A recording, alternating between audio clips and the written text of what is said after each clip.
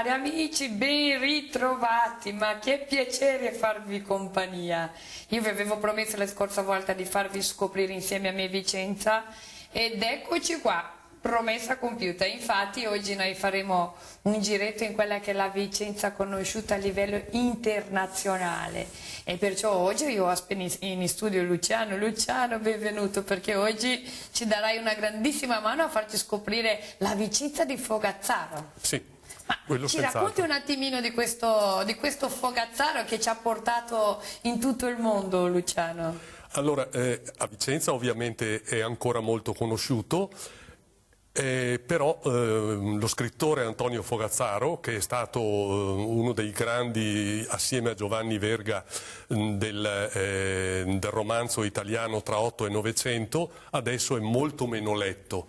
È stato uno scrittore nato nel 1842 e morto nel 1911 a Vicenza, autore di 7 romanzi, il più noto dei quali è sicuramente Piccolo mondo antico, che è stato pubblicato nel 1895, e altri romanzi, a cominciare dal primo 1881 Malombra e l'ultimo Leila nel 1910, a un anno dalla morte. Nei primi anni del Novecento Fogazzaro era talmente famoso per i suoi romanzi e comunque per le sue posizioni anche di riformista all'interno della Chiesa Cattolica, che era stato più volte messo nella rosa dei candidati al premio Nobel per la letteratura, ma per una serie di circostanze non l'ha avuto nel 1907 quando l'ha avuto Carducci e nel 1911 quando era di nuovo candidato, poi invece è morto all'inizio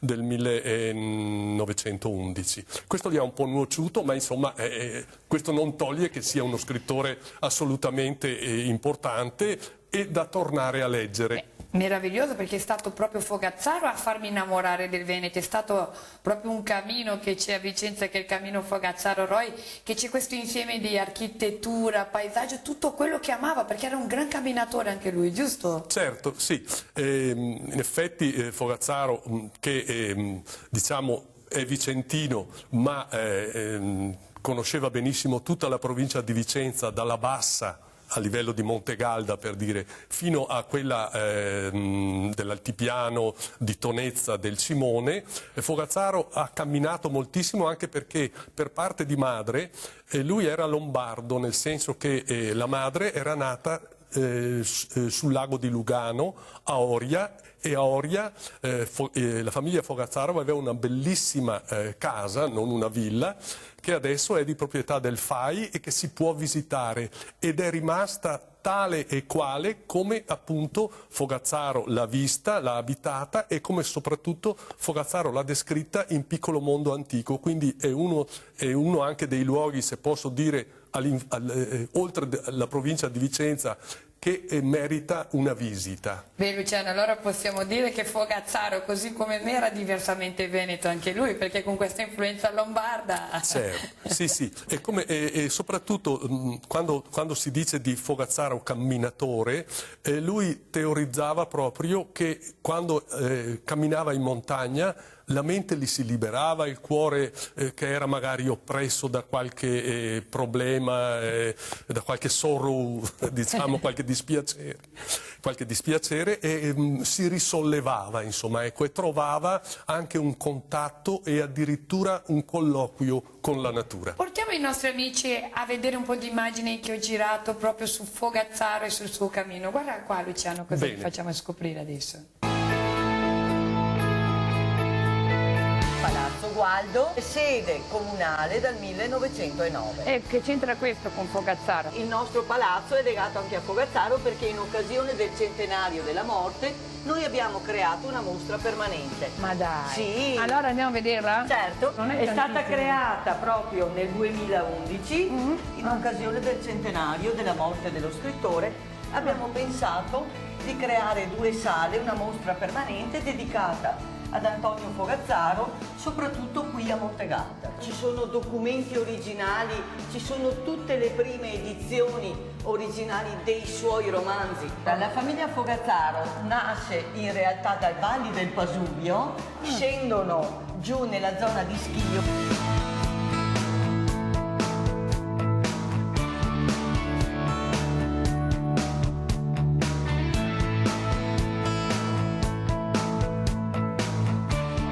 Quando è capitato il boom? Che dici, caspita, è diventato Fogazzaro, quello che... Allora, non è diventato Fogazzaro subito. Lui pubblica le sue prime raccolte di poesie, la fama lui la raggiunge veramente con Piccolo Mondo Antico, siamo nel 1896. Questo Montegaldo, dove c'ero? Ma bisogna dire nei Veneti che Montegaldo è in provincia di Vicenza e mi sono innamorata anche di questo paese, che prima di camminare in giro per tutto il Veneto, io ho fatto il cammino di Fogazzaro Roy. Il nonno di questo marchese aveva sposato la figlia di Fogazzaro. Ed era lì che nasce il nome del cammino Fogazzaro Roy. Anthony, allora, io adesso ti racconto una piccola storia. Da qui parte il cammino Fogazzaro Roy, che è lungo 80 km, che parte da questo posto e arriva fino a Tonezza. Noi l'abbiamo segnato a partire da questo argine con molti segnavia, che sono questi, vedi, questi cartellini bianchi e rossi. È proprio la partenza qua, vero Andrea? Questa è proprio la partenza ed è l'argine sul Bacchiglione e si segue l'argine del Bacchiglione fino a Colzè e a Longare praticamente. Ma adesso noi facendo il cammino Fogazzaro Roy, il Bacchiglione lo vediamo praticamente quasi sempre fino a Vicenza o no? Lo si vede in buona parte, direi, fino a Vicenza normalmente, e poi si arriva a Vivaro, tra l'altro, attraverso il cammino Fogazzaro Roy, dove ci sono proprio le risorgive dove nasce il Bacchiglione. Però è molto interessante comunque, Andrea, questa idea di fare un cammino diverso, perché è più culturale, più storico come cammino, no? Sì, perché è caratterizzante il fatto che noi abbiamo individuato un percorso che collega dei posti, dei luoghi molto significativi nella vita sia di Fogazzaro sia del Marchese Roy, suo pronipote. L'idea è quella di ricordare persone che si sono distinte nella valorizzazione, nella tutela del paesaggio veneto e della cultura veneta. Il paesaggio veneto che, come sentivamo prima dall'Anna, è stato richiamato nei libri di Fogazzaro e conosciuto grazie ai suoi libri in tutto il mondo. E attraverso 16 comuni. E attraverso 16 comuni. Ma che ne dici se andiamo a visitarli tutti adesso? Beh, secondo me... Un bel po', dai, dai! Secondo me alcuni ce la facciamo. Dai, non a piedi, però facciamo vedere ai nostri amici. Appunto. Che Andrea mi ha detto che non dobbiamo fare 4 giorni di cammino, lo facciamo in macchina. Tu preferisci fare 4 giorni di cammino o in macchina?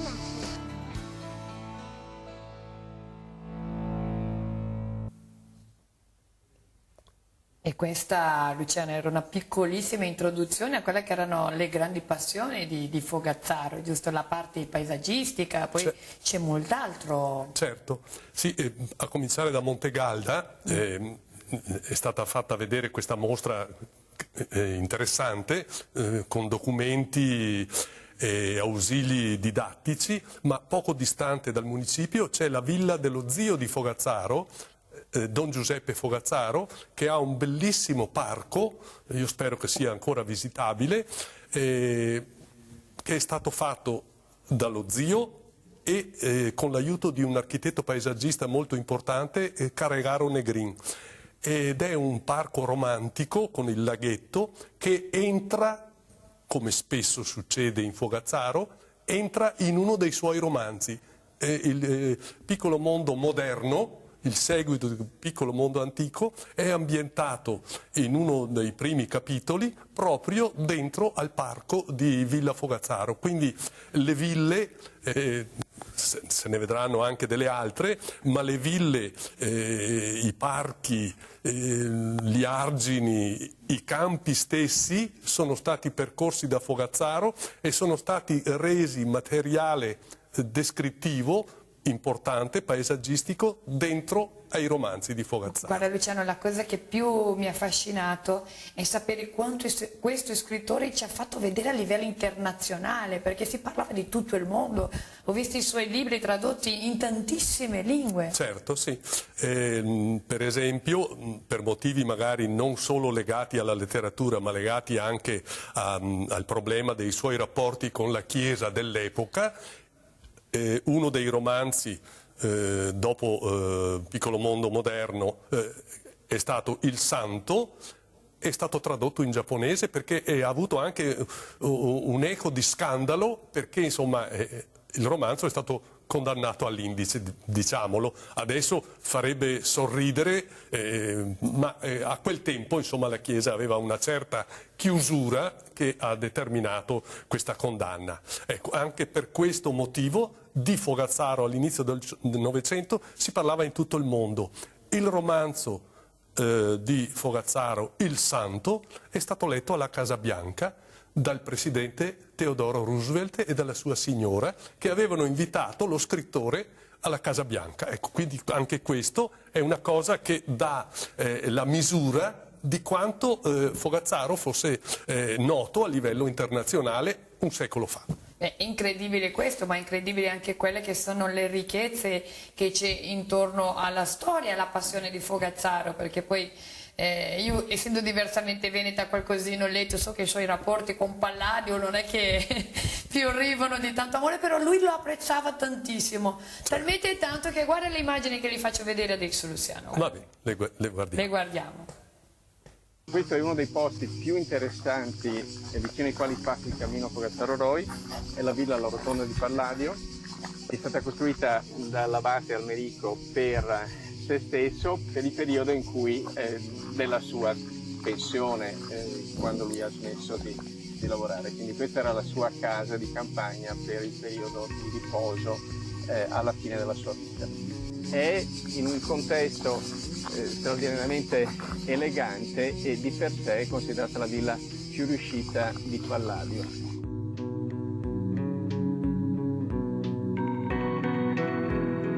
E Tony, allora ti è piaciuto il colpo d'occhio sulla rotonda, questa passeggiatina che abbiamo fatto? Sì. C'è qualcosa di particolare che ti ha incuriosito? C'è qualche domanda che vuoi fare, Andrea? No.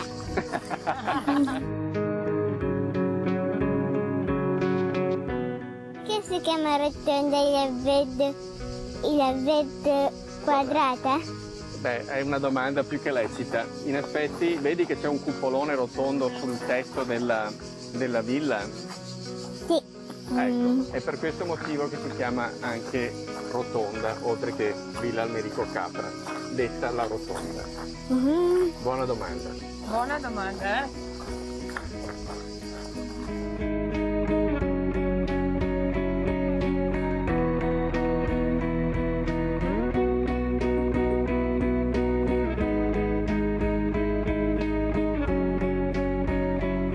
Che ho camminato, che ho fatto il cammino Fogazzaro-Roy, ti posso dire che questa me la ricordo, Villa Caldogno. È una delle più importanti ville di Palladio. Ma ascolta, allora, perché quando camminavo mi hanno spiegato che anche quel triangolo là, che non so come si dice, timpano è accademico, è proprio triangolare, così mi ricorda, da quello riconosco l'architettura palladiana. Sì, perché è un motivo ripreso dall'arte antica greca e romana. Andiamo al nostro secondo giorno di cammino, anche se per noi non ho mai fatto così veloce un cammino, sai?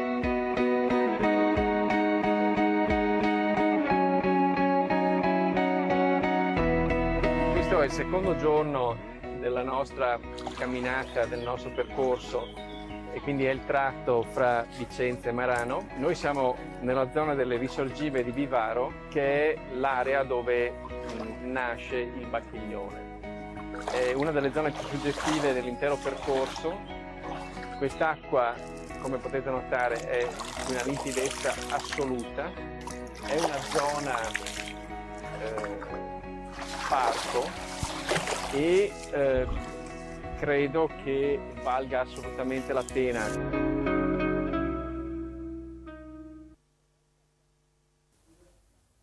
Questo era il giro per Vicenza, amici. Adesso, guarda, aspettiamo altri 2 minuti di pubblicità, torniamo subito che vi faccio ancora scoprire Fogazzaro e il suo contributo internazionale che ha dato per il nostro territorio. Tra poco.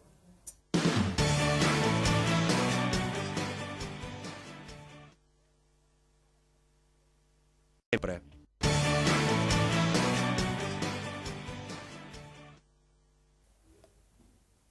Ben ritornate, come vi ho detto oggi siamo alla scoperta di alcuni luoghi di Vicenza e dintorni, ma non solo. Noi oggi stiamo passeggiando insieme a quello che erano le passioni di Fogazzaro. Luciano, ma hai visto che immagini meravigliose prima? Sì, molto belle. Devo dire che sia queste che state mostrando, sia quelle che Tommaso Cevese ha fatto per il libro, per la guida del cammino Fogazzaro-Roi, sono più di 130 foto e sono tutte veramente molto belle, illustrano perfettamente la ricchezza del paesaggio vicentino a partire dalla pianura per arrivare all'altopiano, come dicevo.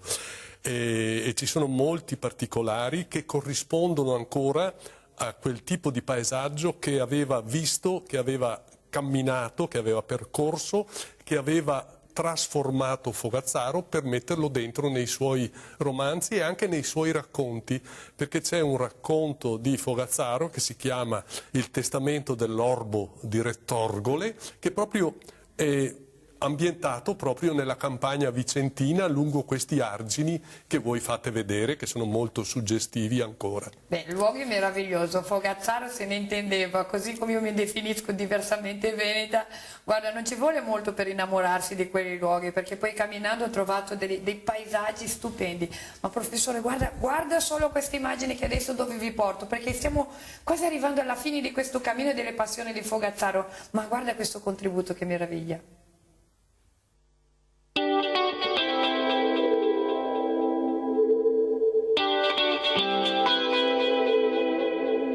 Andrea, noi qua siamo al quarto giorno di cammino, cioè l'ultimo giorno.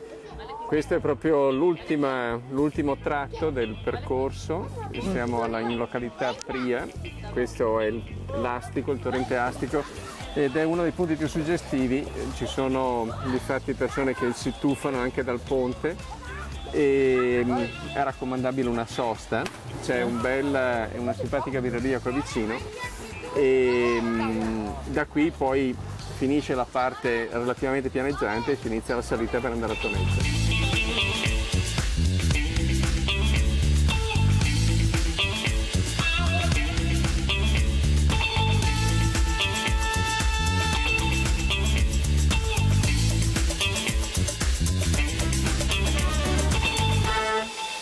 E questa parte me la ricordo. Secondo me non te la puoi ricordare perché ti sei persa anche qua. No, qua mi sono trovata. Comunque al quarto giorno di camminata, sì, tu l'ho fatto in 3, però al quarto giorno normalmente. Ma comunque si arriva qui direi contenti, allegri e orgogliosi, e poi si prosegue fino al negozio da Paolo per ritirare l'attestato, cosa che... Io vado a ritirare Anthony perché quando le abbiamo detto dell'attestato è andato di là. È andato avanti e perché quindi... ha detto quando mai mi capita di fare il cammino in macchina e avere pure il certificato. È molto raccomandato tuo figlio, non lo metto in dubbio. Mamma ha fatto il cammino di Fogazzaro-Roi. Cosa vinco? Cosa vince? Vuoi davvero sapere? Sì. Ma tu l'hai fatto in macchina, c'è la gente che lo fa a piedi. Ma tu dici che anche quelle che fanno in macchina devono vincere qualcosa? Sì. Ciao Anna! E questo chi è? Anthony, presentati! Ciao, bellissimo, mi dai la mano? Ciao. Sai cosa fa? Chiedili cosa ha fatto Cosa hai oggi. fatto oggi di bello? Ho fatto il cammino di Fogazzaro-Roi. Ma che bravo! Però l'ha fatto in macchina e vuoi un premio? Ma un premio ti diamo. Ma lui ferma. Lui ha imparato tante cose nel cammino di Fogazzaro-Roi, giusto? Sì. Lui ha imparato cosa? La rotonda che non è rotonda ma è? Ma è quadrata. Beh, già merita qualcosa, no? Ma quando arrivano qua, Anna, che finiscono il cammino, cosa succede? Cos'è che vincono come dice Anthony? Cosa dici? Io sai cosa ho preparato? Niente. Guarda, un bel certificato con scritto... Cosa è scritto qua? Anthony. E chi è Anthony? E questo? Io.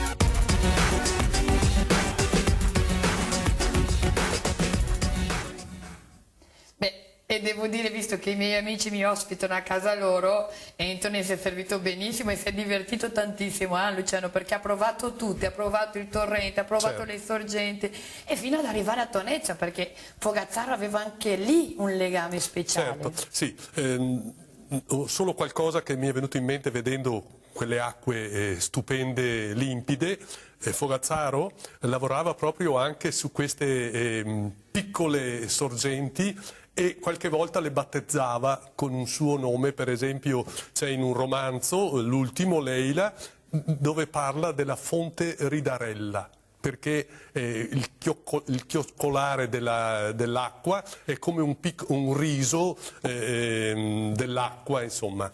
E poi appunto si sale ancora, si sale all'altipiano di Tonezza del Cimone, dove appunto Fogazzaro è andato negli ultimi anni perché il marito della figlia, il marchese Roi, aveva appunto un villino, il villino dei Faggi, che Fogazzaro descrive in Piccolo mondo moderno, tra l'altro interessantissimo perché Tonezza del Cimone compare con i suoi paesaggi, con il villino, con l'albergo, ma cambia di nome, non si chiama Tonezza ma si chiama Vena di Fonte Alta. È come se lo scrittore avesse ribattezzato il paese.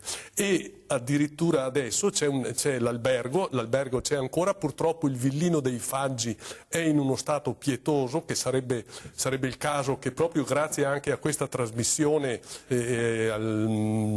all'interesse che potrà suscitare, che qualcosa si faccia per quella testimonianza. Non è una villa di Palladio, ma è molto interessante e sarebbe da restaurare. Accanto c'è l'albergo Astore, dove Fogazzaro è stato ospite quando andava appunto a Tonezza, e è interessante che quell'albergo, che esiste ancora, adesso però non è più operativo e accoglie degli ospiti di altro tipo. Ma siamo a Tonezza e non si può, fuori dall'ambiente fogazzariano, non parlare di una cosa che è successa durante la Prima Guerra Mondiale, quando appunto gli austriaci hanno scavato sotto il Monte Cimone una galleria per porvi una enorme mina. È proprio di quella, Luciano, ma guarda cosa adesso, io concluderò con gli amici proprio, guarda, facendo scoprire un pezzettino di Tonezza del Cimone, che anche lì ha tantissimo da scoprire, tantissimo da dire. Guarda cosa vi faccio scoprire Tonezza del Cimone.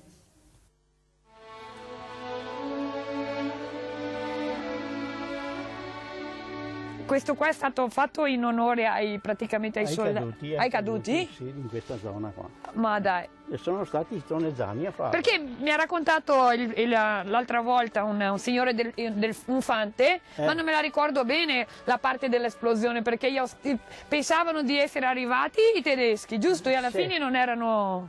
Gli austriaci erano qua. No? Erano già qua, sì. Erano loro i conquistatori. Allora gli alpini dovevano in più riprese a vedere se potevano conquistare la vetta, no? Quando gli austriaci si sono sentiti minacciati, hanno preparato la mina. Ma dai. Sì, hanno preparato la mina che era nelle gallerie sotto. E a un certo punto hanno fatto brillare la mina, diciamo 27 metri di cima, volata per aria. La mina vera e propria è scoppiata qua. Proprio qua, in questo posto? Sì. Quella galleria lì, che era la più vicina per fare tutto il giro delle gallerie sottostanti, era l'entrata migliore per visitare. Io so che di Ossari nella zona del Vicentino c'è questo, quando è pulito si vede Altopiano d'Asiago. Poi c'è il Pasubio. Pasubio? Si vede. Sono 3? 4. Allora Altopiano. E quello del Grappa. E quello del Grappa. Mi diceva che il rapporto di Fogazzaro con Tonezza è un rapporto, insomma, Sì, era molto perché veniva in villeggiatura qua. Sì. Allora lui, essendo stato un poeta, un storico, roba del genere, che erano tanti anni che veniva qui, si è innamorato di Tonetta. Ecco, praticamente era di casa. Come me. Ecco, noi speriamo. Anche a me sono di casa qua.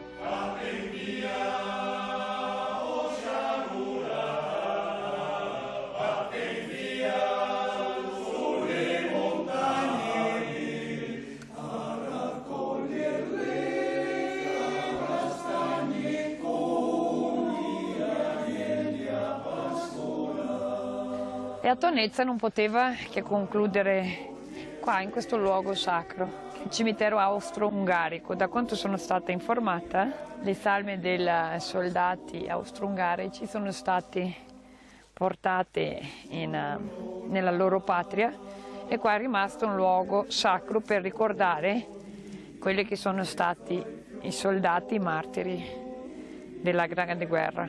E pensate che tutto quello che abbiamo visto, dall'ossario ai sentieri, anche a questo cimitero, tutto questo è grazie all'unione e alla forza di lavoro degli alpini, dei fanti, della protezione civile, che tutti insieme fanno sì che questa comunità possa continuare a ricordare che questi luoghi possono continuare ad essere qua per essere visitati. Nonché sono sicura che a Tonezza vi aspettano tutti quanti, e questa era Tonezza del Cimone.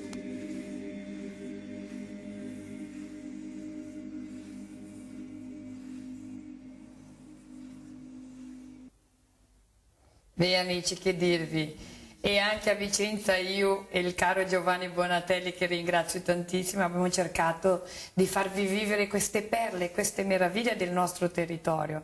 Vi porterò settimana prossima in quelli del Polesini e vi aspetto a Diversamente Veneto. Ringrazio Luciano per le perle che ci hai regalato e vi saluto. Luciano, se vuoi salutare i nostri amici. Sì, saluto tutti i telespettatori e spero che questi pochi minuti abbiano destato la curiosità non solo per i luoghi di Fogazzaro ma anche per i libri di Fogazzaro, perché appunto vale la pena di leggerli e poi di vedere dal vero quello che ne è rimasto e di capire quello che lui ha trasformato e che ha messo dentro in questi libri. Il paesaggio continua a vivere, ovviamente se noi lo vediamo, ma anche se noi lo leggiamo sulla pagina di Fogazzaro. E lui, essendo diversamente veneto come me, cari amici, che dirvi? Vi aspettiamo anche lì. Vi saluto, ciao!